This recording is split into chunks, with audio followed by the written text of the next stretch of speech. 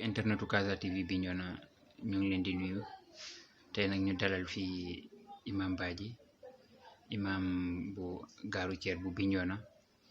nekk tamit porte parole bu imam ratib de Bignona El Hadj Faye Ousmane Bodian ñëwoon nag sekk ak moom waxtaan ci lu yaatu diggante ci feebar bi nga xam ne moo am moo lëmbee dëkk bi lëmbee àdduna bi ak tamit ci programme yi nga xam ne programme yu mag la yi nga xam ne moom la imam war a dëgmal ci at wi donc ñu bàyyi ko rek mu nuyu askan wi nuyu internet yi. jërëjëf monsieur Diallo maa ngi sant ñëpp di sant ñi nga xam ne ñooñu seetaan ci Casa TV internet bu Bignona bi ak li ko wër waaye di ñaanal ñëpp jàmm maa ngi tudd Mamadou Lamine Badji comme ni mu ko waxee léegi yàlla def man maa nekk ci juma bu mag bi gare routière yore baatu kilifa gi aussi fii ci dëkk bi. jërëjëf waaw imam démb ñu seetaan conférence de presse wala bokk waxtaan bi nga xam ne président de la république waxtaan na ko taskatu xabaar yi pour wax ni dañuy jël ay mesures ci rawatina feebar bi nga xam ne mooy coronavirus bi nga xam ne mu ngi ci àdduna bi daanaka léegi amul néew na dëkk boo xam ne nekku fa mu jël ci nag ak ay dogal ñaan surtout chefs religieux yi ñu sakku ci bépp manifestation bi nga xam ne day indi mbooloo day dajale mbooloo nañ daf leen ñaan pour ñu xool conditions yi ñu koy defee bu fekkee dañ koy def bu fekkee dañ ko def tamit ñu jéem koo puusaat yéen nan ngeen jotee xabaar boobu. jërëjëf ñun defuñu lu dul rafetlu lool déclaration du président de la république ñoo ko déggandoo topp ko déglu ko bu baax saytu ko analyser ko bu baax ñu koy rafetlu di ñaan yàlla subhanahu wa taala initiative yi mu jël te ñëpp li ëpp ci askan wi gën koo rafetlu ñun tamit fii Bignona dañ ko rafetlu ko te fas yéene aussi jàppale ko du ñu ne sax jàppale président de la république waaye jàppale sunu bopp jàppale dogal bi nga xam ne moom la andi parce que gis nañu ni dogal bi mooy sunu jàmm mooy jàmmu population bu Sénégal yépp kon du ñu def lu dul rek gën a jàpp ni mbooloom manifestation yi ñu amoon xam nga dañuy saytu ay gàmmu yu bëri fii ba Gambie fii ba Tamba bu yàggul lañ jógee Tamba ñoom pare nañu démb rek pare nañu ci gàmmu ñuy jàpp ni danañu négandi li nga xam ne mooy wàllu activité gàmmu yi parce que lu mel ni feebar bi nga xam ne moo yëngal àdduna bi yëpp yëngal société yëpp boo amee njiit bu mel ni président de la république mu ne comme yàlla def na ñëw na ba dugg na ci réew mi léegi lu ñuy def lu dul rek wut li ñuy tuddee prévention pour ñu nit ñi war a xool nu ñuy mën a combattre ba feebar bi ba mu man fee jógee àdduna bi yëpp kon ñun tamit jàpp nañu ni suñ activité yi duñ ko supprimer mais dinañ ko pousse ñaan yàlla mu bañ a yàgg feebar bi jóge fi. waaw imaam ci loolu ndax depuis boobu sekk nga waxtaan ak imaam ratib bi ndax gis naa ni jàppoon nañu bis pour gàmmu bi yaa ngi noonu di wax ni gàmmu bi duñ ko annulé mais dañ koy pousse. très bien imaam ratib actuellement mu ngi Dakar depuis bi déclaration bi amee ñu ngi jokkoog moom mu ñaan ñu pour mu ñëw bu ñëwee Bignona xëy na tey dana yegg si walla suba moom ci boppam dana def déclaration mais du tee ñun ñu jël sunu initiative wax nit ñi ne leen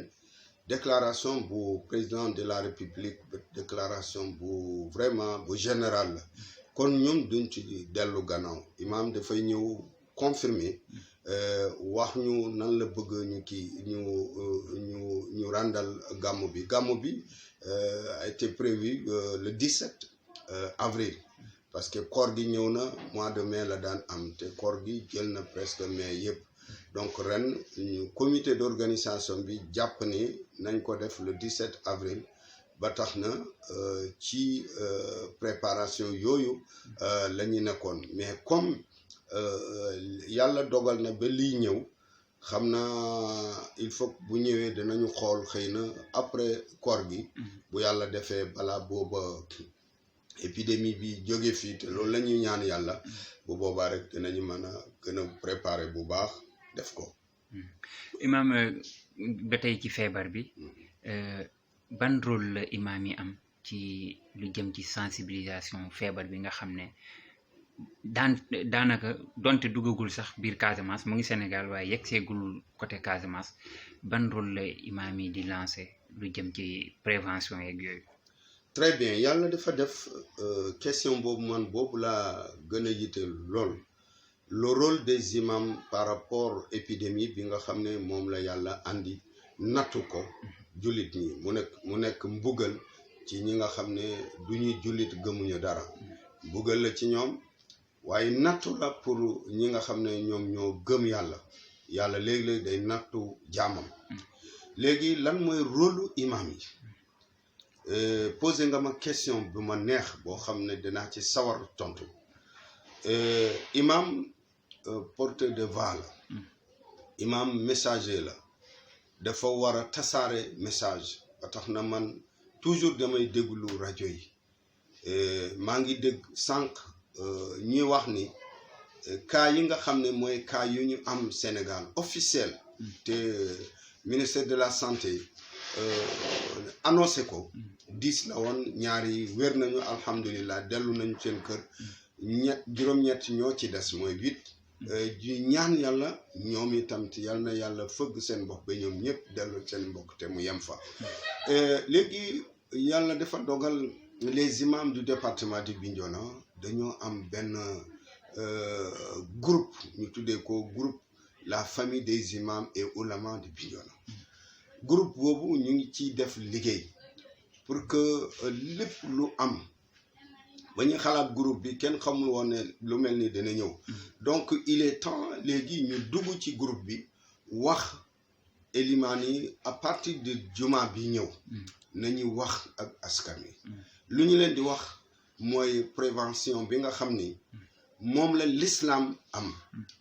mosoon naa ko wax ne yonent bi sallallahu alayhi wa sallam puis épidémie di am ci jamonoom dafay diggal dëkk bu mu feeñ kenn du fa dugg mais ñi fa nekk kenn du fa jógee parce que booba ay moyen yu bëre amul woon loolu rek moo nekkoon moyen yonent bi sallallahu alayhi wa sallam pour mën a saytu épidémie bi ba pourtant boo xoolee rek du gaaw a tasaaroo mais boo seetee lii mu tasaaroo du ma ne autorité sanitaires yi defuñu seen rôle wax dëgg yàlla def nañu lu ñu man autorité yi nekk ci aéroport yi ak ci frontières yi terrestres yi yëpp def nañu lu ñu man mais des na parce que nit ki bu jógee fu sori te ñu ne maladie bi du gaaw a manifesté lu dul après 14 jours ci li ñu wax donc kooku bu ñëwee ci aéroport pour nga xam mën naa ñëw mu yor malade bi mais manifesté wul pour nga xam ko vraiment du yomb moo tax lii am léegi le rôle des imams mooy wax nit ñi surtout wàllu set bi l'islam daf ñuy digal ñu set l'islam lu mu bëgg ci ñoñam mooy ñu set moo tax yàlla daal di wàccee benn aaya ci biir alquran aaya boobu mu ne yaa ayuha alladina amanu bismillahi rahmani rahim yaa ayuha alladina amanu ida qumtumu ila lsalat faghsulu wujuhakum wa aydiyakum ila almarafiq wamsaxu bi ru'usikum wa arjulakum ila alka'bayn loolu aaya boobu moo réglé wàllu hygiène pour jullit mu ne boo toogee ba jamono nga war a dem julli te julli 5 fois la boo ko xoolee 5 fois nga def lii nga xam ne moom la yàlla digal ne na nga raxas boo ñëwee yéene raxasal sa xar kanam ba mu set raxasal sa loxo yi ba ci coude yi fii bu ndeyjoor bi ak bu góos bi nga massa sa bopp bi raxasal sa nopp yi xoolal de yii yëpp da nga koy raxas lépp lu fa duggoon ci wàllu microbe dina génn boo paree nga raxas sa tànk yi nga dem julli ñaan donc nit ñi war nañoo góorgóorlu ci set kër gu nekk bu ñu sañoon kër gu nekk ñu am seen benn bool buñ wala en tout cas yu ñu mën a def ba ku génn kër gi parce que mënuñoo aaye kenn mu génn mais boo dellu see bala nga dugaat ci kër gi nga raxasu foofu waaw man pare naa def ko léegi raxasul daal di ñëw saafante ak waa kër gi waaw léegi beneen bi ci des mooy nañu góorgóorlu ci njàpp nit ki dafa war a gànnaayoo njàpp fu mu toll moo xam heure julli la wala du heure julli toujours dañ leen koy wax askan wi dañ leen koy wax ne leen nañu gànnaayoo njàpp donc il est temps léegi nit ñi xam ne njàpp benn arme la parce que ba xoolee épidémie ba mu feeñee Chine am na première analyse bu ñu gis bu ñu def ñu ne épidémie bi gaawul nu muy attaqué jullit ñi ba loolu tax na ba yenn ci chinois yi fakk dem dugg donte leen seen dugg l'islam du yàlla mais ngir mën a fagaru ci feebar bi mais c'est bon ma gisee ñi wone ay film wala ay vidéo yoo xam ne chinois yi même ñëpp dañuy ñëw julli man alhamdulillah kooku ndam l'islam la mais nañu ñaan bu ñu paree ci wàllu set gi nañu ñaan ku nekk ñaan nañu jégalu ci yàlla wax naa ko léegi ne lii nattu la ci jullit ñi waaye mbugal la ci ñenn ñi nga xam ne du ñuy jullit donc comme nattu la kenn ku nekk war nga bëri looy def istighfar mooy jégalu ci yàlla lu ñuy tooñ yàlla te mu jégalu ñu ko bëri na donc léegi il est temps ñi wax askan wi li may wax yëpp mooy rôlu ilimaan man bañuma nga wax sa xutba li passé woon nangam na mais fu mu toll nii nañu wax réalité bi nga xam ne moo am na actualité bi nga xam ne moo am loolu mooy rôle mboolem ilimaan yi fi nekk làkk boo ko mën a wax nga xam ne ñi lay déglu danañ ko dégg waaye nga góorgóorlu ba def làkk boobu ba message bi mën a dugg ci askan wi vraiment waaw imam gis nañ tamit école yi dañuy tëj université yi tëj ndax daara yi tamit dañuy tëj très bien foofu tamit question bu amul solo la parce que man démb bi ma dégloo déclaration bi dëgg la ci wolof danañu wax daara jublu ci daara yu kaw yi université jublu ci école yu ndaw yi jublu ci mais nag man bëgg naa vraiment autorité yi gën a taxawaat bu baax a baax jàppale daara yi parce que problème set gi yëpp foofu ci daara yi daara yi ni ko yàlla na ma yàlla baal ni ko borom daara yi jàppee ne xale bi war naa tilim nangam non autorité war nañoo xoolaat bu baax jàppale daara yi man su ma sañoon fii ci commune bi d'abord danaa ci waxtaan ak ñi nga xam ne ñooy sunu kilifa yi ku mel ni préfet ñu seet daara bu nekk fii ci Bignona nañ leen andil benn xawma ni ñu koy tuddee mooy yu hygiène di joxe daara bu nekk minimum mu am benn pour raxasu bi ak liquide boobu ñu war a jënd xale yi bu ñu raxasoo ba pare ñu laal ko toog lu toll ay 10 minutes wala 15 minutes ñu doog a raxasu ndox mu simple dem añi wala dem reer loolu moom man dinaa leen ko proposer xam naa ñu ngi koy xalaat mais daara yi il faut ñu seet même bu ñu leen tëjul mais ñu sécuriser leen ci façon boo xam ne ñoom it danañu bokk ci prévention contre la maladie coronavirus. waaw imam ba tey ci maladie boobu démb jot naa information ni Iran am na jumaa yi nga xam ne jumaa yi gën a mën a indi mbooloo pour julli dañ leen tëj ndax loolu dogal boobu dina ñëw xalaat nga mu ñëw Sénégal wala lan la ci l'islam wax voilà foofu damay ñaan yàlla lool mu bañ a yegg si Sénégal parce que c'est vrai Kaaba bi tëj nañu ko en attendant comme Kaaba bi pour saytu ko nit ñi mën a dugg am prévention yooyu mais même foofu man am naa tuuti problème foofu bon man daal li ma xalaat foofu ànduma ak seen gis-gis li ma xalaat mooy juma bu nekk nañu fexe wutal leen ay prévention yu bëri maanaam liquide boobu man su ma sañoon même fii ci biir dëkk bi juma bu nekk avant vendredi ñu wutal leen duggukaay bu nekk mu am liquide bi ku ñëw nga laal ko tuuti bala nga dugg ci jumaa ji booy génn nag kooku moom y a pas de problème mais nag tëj ko man neneen naa koy giseel vraiment foofu moom man àndaguma ak ñoom ba keroog bi ñu may convaincre lu tax ñu koy tëj mais tëj juma ngir épidémie bi nga xam ne foofu lañu waroon a dem di ñaan parce que lii comme li ma wax cet bi ci la mais ñaan gi ci la Ebola ñëwoon na fi ñu gis moom it menacé woon na donte la maanaam rythme bi bokkul mais ñaan bi duggoon na ci biir ak cet gi mais yàlla def na ci sutura alhamdulilah rabbil alamin waaw imaam dañuy tëjee rek ci kaddu gu mujj lan ngay ñaax askan wi ak mbooloo bi adduna bi yëpp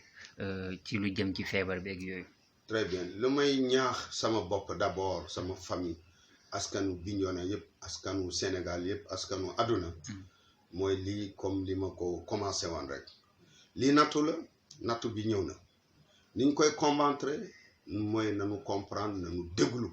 ñi nga xam ne ñooy saytu wàllu boobu ci wàllu set gi lay waxaat askan wi ni ñu góorgóorlu ci wàllu set bi ku dem wanag ba génn war nga raxas sa loxo raxas bu rafet boo xam ne hygiène noonu nañu koy jàngalee raxas boo xam ne yow da ngay xam ne yaa ngi raxas bu baax lépp luy montre di lam ci sa loxo nga génne ko raxas nga raxas yooyu doo ko solaat dem beneen bi ci des mooy wàllu yooyu ñuy sol contre ma ko mais man daal li may ñaan rek koo xam ne dara jotu la fi nga jëmi tamit amul poussière waaye na nga raxas sa loxo yi heure julli bu jotee nga dem jàpp ngay ànd ak njàpp di yeesal sa njàpp loolu lay ñaax askan wi beneen bi ci des mooy ñi bañ di tasaare ay information non fausse information loolu dana tax ba ñi nekk ci terrain bi di liggéey ñu jaaxle duñu xam lu ñuy def te ñoom bu ñu demee ba jaaxle affaire bi ñaanuñu ko yàlla mais mën na leen a contrecarrer ñiy tukki foo dem ci frontière foo mënta dem parce que mënuñoo tere kenn tukki mais buñ la ne jaaral fii defal nii rek defal nu ñu la sant parce que duñu la sant lu lay lor ñoom seen liggéey mooy askan wi am jàmm waa santé lay wax te suba ba léegi maa ngi leen déglu di wax yu rafet pour askan wi war cee gën a ngoy donc man li may ñaax sama bopp ñaan ko askan wi yëpp mooy nañu góorgóorlu di baasewu ci wàllu set gi waaw léegi-léegi danañu takkine xawma takkine la mais naan bu ñu joxante loxo nañu nuyanteeg tànk yooyu man daf may def ree en tout cas daal nañu set nañu ànd ak set toujours nañu ànd ak set ñu moytu daje yu bëri même marché boo demee ay dugg yu bëri jigéen ñi laa bëgg a waxal foofu defal sa marché rapide nga ñëw mais di nga gis jigéen boo xam ne dem na 8 heures marché wër fu nekk léeg-léeg li mu yor moo kiiwul di wër mu seet fi mu gën a yombee pour jënd waaye nag boo jëndee ba pare demal sa kër boo yeggee bala ngaa def liggéey nga raxas say loxo sa liggéey mi nga jëlee marché aussi fexeel ba raxas leen ba mu set laal ko hors de javel loolu daal maa ngi koy ñaax sama bopp di ko ñaax askan wi yëpp waaw. jërëjëf Imam Badji merci ñu lay gërëm di la sant mi nga xam ne yow yaa ñu dalal fii sa kër pour ñu amal waxtaan bu yaatu bi waxtaan bu am solo bi ñu ngi lay gërëm di la sant. maa ngi lay sant bu baax di sant waa Casa TV. merci beaucoup allez.